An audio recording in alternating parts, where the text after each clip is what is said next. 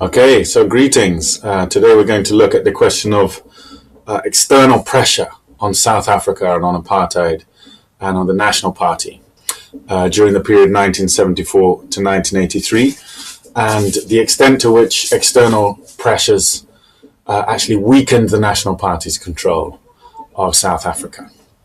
So just to begin with, to define a few elements of what we're talking about. When we say the National Party, we're talking about the ruling party of South Africa for the entire duration of apartheid from 1948 to 1994. It was the National Party who introduced and implemented apartheid for the entire duration of its existence. The time period we're focusing on from 1974 to 83 was a period of growing unrest. The economic growth, which had underpinned the quiescence, if you like, of the 1960s, had started to slow by the end of that decade, and the worldwide recession triggered by the oil crisis of 1973 impacted South Africa badly. New resistance groups such as the Black Consciousness Movement burst onto the scene, and the Soweto Uprising of 1976 brought a new generation of young activists ready to dedicate their lives to fighting apartheid. The ANC saw a resurgence in the aftermath of that uprising, as the crackdown that followed it convinced many that the violence of National Party rule had to be confronted by armed struggle. At the same time, external pressure on the National Party was growing in this period and came in three main forms. First of all, South Africa's increasing regional isolation as its neighbours won their independence from colonial rule and gained black majority rule. Secondly, the growth of MK, the ANC's armed wing in the surrounding region. And finally, the economic and diplomatic pressures facing South Africa due to the growing international hostility to apartheid. So in this lecture, I will outline the nature of these pressures, identify the countervailing pressures, and seek to establish the impact each had on South Africa. I'll then look at how far the National Party's control of the country was weakened during this period, and how far this was indeed due to those pressures identified. In considering the question of control, I'll consider both political and social control. In other words, the National Party's control of parliament and governing institutions, and its control of population, control of the streets, if you like. So, first of all, let's look at these the external pressures that the National Party was facing at this time. And firstly, and in my view, most significantly, was what we call the Frontline States. The states that, well, when we say the Frontline States, the frontline refers to the dividing line within Africa between countries that had won their independence from colonialism and therefore had black majority rule in place, and those countries that were still maintaining some kind of white minority rule, be it in the form of colonialism. Portuguese colonialism hung on longer than the other European powers to its territories in Africa, or be it through the white minority, what we call kind of colonial settler states like South Africa and Zimbabwe. Now, this front line had actually reached the border of South Africa in the 1970s. So what you had black revolutionary movements coming to power in Angola and Mozambique in 1975. As I mentioned, Portugal had been one of the last European powers to relinquish colonial control in Africa. And in both these countries, the communist parties had emerged as the leading force within the fight for independence. So when Portuguese rule collapsed, Frelimo in Mozambique and the MPLA in Angola came to power with a strongly socialist and revolutionary orientation. So naturally, they opposed apartheid and had long already viewed themselves as allies of the ANC. The ANC, Frelimo, the MPLA, and also SWAPO, Southwest African People's Organization in Namibia, had formed what they called the Liberation Front to liberate their respective countries from colonialism and white minority rule. So this was ANC's key allies in the struggle coming to power on the doorstep of South Africa. In 1980, we should add, that is Angola and Mozambique, along with 7 other Southern African countries, but excluding South Africa, formed the Southern African Development Coordination Conference, SADC, SADCC, which aimed to develop their economic links with each other and thereby reduce their dependence on South Africa.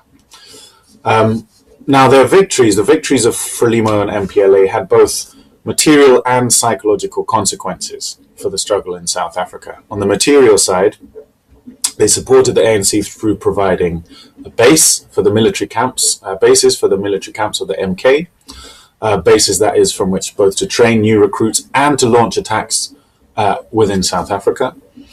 This was especially important in the case of Mozambique, which shared a long border with South Africa in the east of the country. But Angola also bordered South African-occupied Namibia. So both territories were close to South African forces, which the MK sought to attack. In addition to bases, the new governments of Mozambique and Angola also provided the ANC with military training, financial support, and another link to the outside world, and in particular to the Soviet Union. But psychologically also, they had an impact. They were a huge inspiration to the struggling masses of South Africa, proving that resistance could win, the armed struggle could win and defeat white minority rule, and that black majority rule could be achieved through revolutionary action. It's significant, for example, that one of the first political actions of the Black Consciousness movement, whose chief aim, remember, was to raise the pride and confidence of black South Africans, was to call demonstrations celebrating the victories of Frelimo and the MPLA. Now, on the National Party, of course, these victories had a chilling effect, demonstrating their increasing vulnerability and the isolation of their system of white minority rule. It could even perhaps be argued that it proved correct their worst fears about black rule, that black rule would inevitably lead to communism, which is what the National Party had always claimed. The forces of Frelimo and the MPLA were indeed forging ahead with the kind of socialist society that the National Party had always warned would follow black rule, with white land and businesses and so on taken over by the new revolutionary governments. Indeed, and paradoxically, the socialist and pro-Soviet orientation of Frelimo and the MPLA actually, in some ways, helped to reduce external pressure, in one sense, because it cemented US and British and French support for South Africa. Worried by the rise of pro-communist governments in the region, Western countries saw South Africa increasingly as the leading force resisting this tide and stepped up their support accordingly. Thus, it could be argued that growing external pressure regionally actually led to a reduction of external pressure further afield. As I say, the West basically saw South Africa as its chief Cold War anti-communist ally, battling the force of communism in the region. This period then saw US, Britain and South Africa. Now, I'm going to go into a little detail here about South Africa's military policy in the region.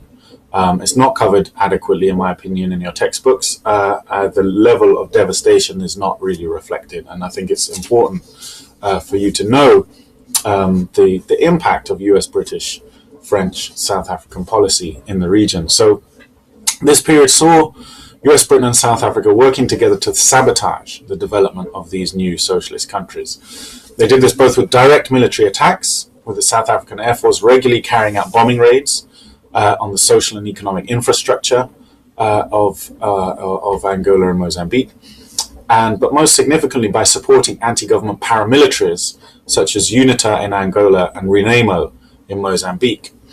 Particular targets of South Africa's aggression, both through these what we call proxy forces they were backing, as well as through their direct airstrikes, were the east-west transport corridors linking the newly independent states together that SADC was trying to set up. South Africa at this time had an explicit policy of hoping to destabilize these countries, ruin their economic links, keep them weak and economically dependent on South Africa. So to this end, by 1986, South Africa had spent an estimated $1 billion on training and equipping rebel forces in Angola alone. The UNITA rebel force in Angola focused its attacks on rural communities, destroying schools, hospitals and crops in an attempt to force the population to end its support for the revolutionary government. The RENAMO rebels in Mozambique had a similar strategy, with one Oxfam report noting that villages, food stores, health centres, roads and railways, government vehicles, power lines, in short, anything of any use to anyone, have all been systematically and destroyed by the rebel group. Indeed, Oxfam itself seems to have been a target for the group, with its emergency aid stores attacked and destroyed on more than one occasion. South Africa's policy of supporting these groups then proved devastating for both countries, with over 100,000 civilians believed to have been murdered by Renamo in Mozambique alone. So I just want to take a moment to consider that, because the textbook, in my view, it presents it, oh, there's a civil war, two different groups of Africans fighting each other over who should take over from Portugal. In my opinion, that's a misleading representation. What you had was a very, very popular revolutionary movements coming to power, and then outside forces backing very small, unpopular bands of thugs to go around and devastate the country. That's in my view, closer reflection of what was actually happening. Now, these attacks did also, though, have a deterrent effect in terms of support for the ANC, which was part of the purpose from the National Party's point of view. So when the ZANU liberation movement came to power, for example, in Zimbabwe in 1980, they did not allow the ANC or PAC to establish military bases there, no doubt seeking to avoid the brutal military reprisals that had so devastated Angola and Mozambique. So they did have some deterrent effect, as other countries in the region saw the devastation that South Africa was able and willing to cause on countries who did provide safe haven to the ANC and align themselves with that struggle. Vorster in the 70s was able to stem the tide as well a little bit by making loans to neighbouring states, increasing their economic dependence on South Africa, and thus limiting the extent that they were willing to support the ANC. So Lesotho and Swaziland in particular, who are completely dependent on South Africa for trade links and so on and markets, eventually decided they could no longer host ANC bases due to the punishing economic consequences that ensued, with Swaziland even signing a pact with South Africa in 1982. 2 years later, in 1984, even revolutionary Mozambique agreed to stop supporting the ANC if South Africa ended its support for Renamo. I should note, another thing your textbook doesn't mention, but which Oxfam noted at the time, was that South Africa broke this agreement and continued to support the Renamo rebels for at least 5 years after this agreement was signed. So that's the situation with the Frontline States. Like I say, they had they were providing material support for the ANC, and they were providing a psychological inspiration, if you like, to the black masses in South Africa, demonstrating that resistance, armed struggle could succeed in bringing about black majority rule. Let's move on to the MK and a bit more, focus more explicitly on the MK. So, although the ANC were and are, of course, a South African organization, its arm wing, the MK, was based abroad, and thus also can be considered in a way an external pressure. I've already discussed how the ANC benefited from the coming to power of black liberation movements on the doorstep of South Africa, which provided them with military bases and other forms of support. But these bases were filled as a result of events occurring within South Africa. The harsh crackdown which followed the Soweto uprising, saw over 600 people killed, led to large numbers of young people fleeing the country. Radicalized by the events they had witnessed, many of them, an estimated 4,000 in fact, joined the MK and the ANC's training camps abroad. At the same time, many of the black consciousness leaders imprisoned on Robben Island met with the ANC leadership and became much closer to the ANC politically. So this too helped to turn this new generation of activists who've been inspired by black consciousness, helped to kind of turn them in the direction towards the ANC and ultimately the MK. So this new generation of young people was swelling the ranks of the MK by the late 1970s, and the MK enjoyed a newfound legitimacy amongst South African youth, especially, as I say, in the aftermath of the Soweto uprising. Chris Hani, as leader, was much better able to connect with this generation than had the old guard he'd criticized in the famous Hani memorandum a decade earlier, and he was a gifted military tactician as well. So it was during this period that the ANC began to embrace this tactic of so-called People's War, which they'd learned from General Giap, the military mastermind behind the Vietnamese victory over the US. Now, although it was not really until the mid-1980s that this strategy, which combined mass civil disobedience with sabotage and guerrilla attacks really started to bite.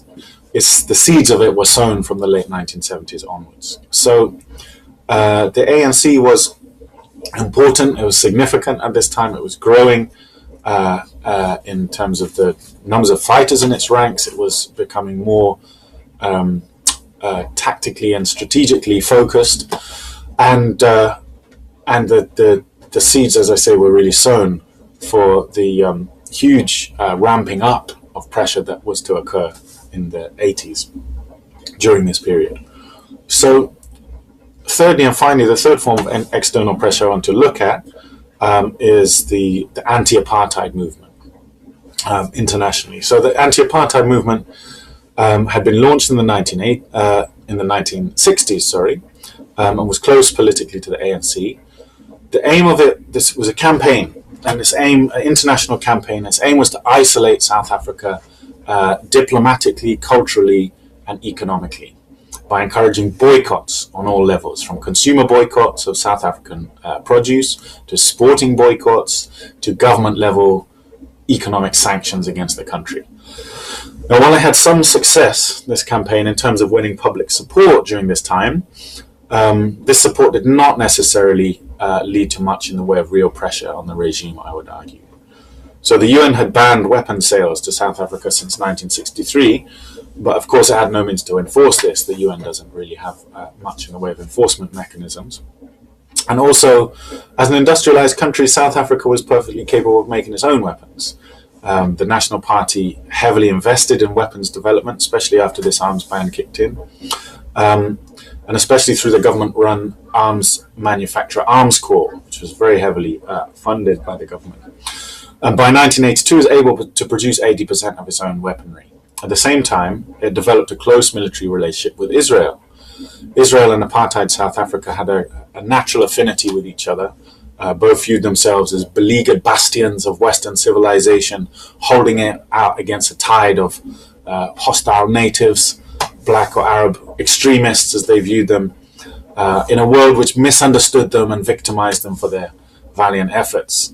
So they increasingly worked together on military development projects, Israel and South Africa, including even a joint nuclear program. Thus, the combined effect of the development of the domestic arms industry and the alliance with other military advanced powers such as Israel and France largely rendered the UN boycott ineffective. Now, the anti-apartheid movement during this time were making some progress in terms of turning the tide against public opinion against apartheid, however. So in 1974, they set up a new organization called SATIS, S-A-T-I-S, which stood for South Africa, the Imprisoned Society. And the focus, as you would imagine, was on South African political prisoners. And they tried to win public sympathy by relating the personal stories of those imprisoned for standing up to apartheid. So in particular, they focused on the figure of Nelson Mandela and succeeded into making him something of an icon, a cause célèbre across the world, with even normally conservative newspapers like The Times expressing some respect for him. Sporting boycotts of South Africa were also widespread by this time, as international sporting federations increasingly took a stand against South Africa's policy of excluding non-whites from its national teams. So in 1977, for example, various Commonwealth countries signed the Gleneagles Agreement, pledging not to play South Africa in any sporting capacity. But again, during this period at least, this increasing public sympathy for the plight of black South Africans did not translate into meaningful pressure on the regime. And this was largely, as we've already mentioned, because the Western world was so determined to maintain South Africa as an ally in the Cold War, and to support and actually encourage its military aggression against its socialist neighbours. So the coming to power of ultra-conservatives Margaret Thatcher in the UK in 1979, Ronald Reagan in the US in 1980, were especially helpful to the National Party. In Thatcher's view, the apartheid government was a natural ally, and Mandela and the ANC were basically just pro-Soviet terrorists. So those were the pressures. The regional context, the Frontline States, the ANC, the MK, and then the international anti-apartheid movement campaign. Did this weaken control then of the National Party's control of South Africa? Well, National Party control certainly was weakening at this time, both in Parliament and in the country at large, on the population. So, on the one hand, by the early 1980s, it was for the first time in the history of apartheid starting to lose seats in Parliament. While it remained by far the largest party, it faced a significant challenge both from the left and from the right. From the left, the Liberal Progressive Federal Party, new splinter party from the United Party, gained seats and began openly calling for immediate black enfranchisement, something the United Party, by the way, had never done. From the right, a conservative breakaway party splinter from the National Party that was opposed to Bota's reforms also began to take seats away from the National Party. So they were losing their, not losing their control of Parliament. They still had a majority in Parliament, right? We mustn't overstate the weakening of control here. But the trajectory of their levels of control was starting to go into reverse. They were beginning to lose some of their majority in Parliament to these two new forces. At the same time, the pass laws were being broken as never before, and basically were collapsed by the early 80s. So influx control, as it was called, the strict government regulation of the flow of people in and out of the cities, basically collapsed as black people fled the ever more degraded conditions of the homelands to try and eke out a living in the cities, with or without a permit to do so. By 1978, some of the homelands had an infant mortality rate of 40%. 4 out of 10 babies born in the homelands would die before their first birthday. That was the level of deprivation in the homelands. No running water, no electricity across most of them. You've seen, I think, on some of the footage I've shown you, the kind of shacks and so on that people are living in. Very rudimentary, no facilities, generally speaking. And so people were fleeing these conditions. They couldn't eke out an existence there. And fleeing into the cities, and the government was just basically unable to prevent that. So in terms of both population control and control of Parliament, the National Party's grip was beginning to weaken. Yet to attribute this solely or even mainly to external factors, in my view, is unsustainable. The collapse of the pass laws was mainly the result, I would argue, of apartheid's own internal contradictions. Trying to keep a growing black population hemmed into rapidly deteriorating Bantustans was becoming an ever more impossible task. Naturally, people sought to make a living, and this meant seeking work in the cities. At the same time, resistance was growing, as large numbers of unemployed youth began to believe that their future lay not in keeping their head down and obeying their white master, but in joining the ranks of resistance and the ANC for a revolutionary overthrow of apartheid.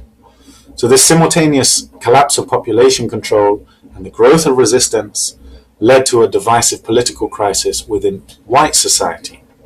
For some, it demonstrated the need for major reform of the system and a new dispensation allowing Africans to live permanently in the cities. This is more the solution from the Progressive Federal Party, for example, but even some on the left of the National Party. For others, it demonstrated the need for cracking down more firmly in order to return to the status quo ante and to literally keep the blacks in their place. This was more the line followed by the Conservative Party, and to some extent followed by Botha. In fact, Bota's strategy was trying to combine both reform and repression. But this strategy was not able to keep these two camps together, with the result that National Party lost votes and members in both directions. So, by way of conclusion, National Party control of South Africa certainly did weaken during this time, both in terms of its control of the population, influx control, and its control of Parliament, as it lost seats both to the Progressive Federal Party and to the Conservative Party. Yet this was mainly a result of internal rather than external pressure, as population growth combined with economic stagnation to make apartheid increasingly unworkable and convince many young people to join the resistance. However, this is not to say that external pressure played no role at all. Whilst the economic and diplomatic boycotts did not make much impact during this period, mainly due to continued Western support for South Africa as an anti-communist Cold War ally, the impact of regional changes was significant. The coming to power of black revolutionary movements in Mozambique and Angola in particular was incendiary. It proved to black South Africa that the overthrow of white minority rule was not only achievable, but was beginning to seem inevitable. This momentum only grew when white minority rule was then overthrown in Zimbabwe in 1980 as well.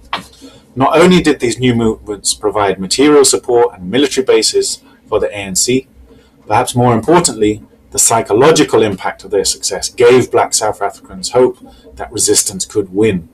It's no coincidence that the ranks of the MK swelled following these victories in the regional context. In sum then, it's fair to say that whilst it was mainly internal pressure that weakened National Party control of South Africa during this period, the visible success of black revolutionary movements on South Africa's doorstep was a major catalyst in the development of this pressure.